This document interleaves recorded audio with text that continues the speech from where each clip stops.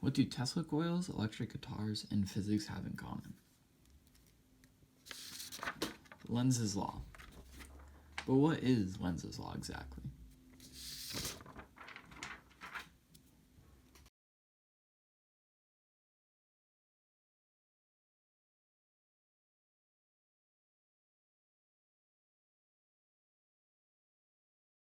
Simplest, Lenz's law states that the direction of an induced electromagnetic field will be such that if it were to cause a current to flow in a conductor in an external circuit, then that current would generate a field that would oppose the charge that created it.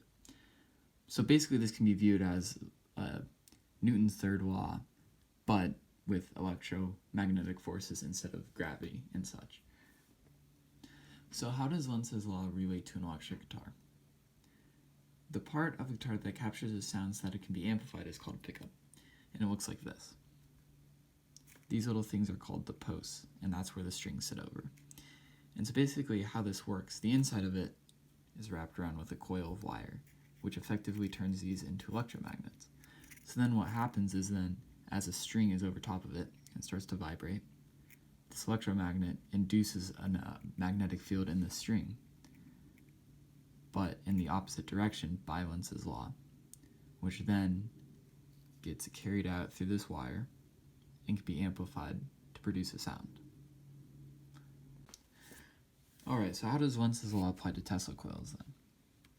So at its simplest, Tesla coil is a cylinder that has been wrapped with a lot of turns of wire.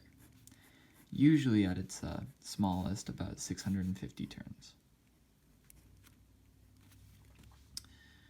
And you got the little top there. And so next you have your primary coil, which is just a couple turns, usually about 6. And so how this works is as you have a voltage that goes into this coil, it creates a magnetic field in here, which I'll draw, which in turn induces a magnetic field into this coil. But it's in the opposite direction by Lenz's law. So it travels up the coil instead of just out, which produces the high voltage that we all know and love as a Tesla coil.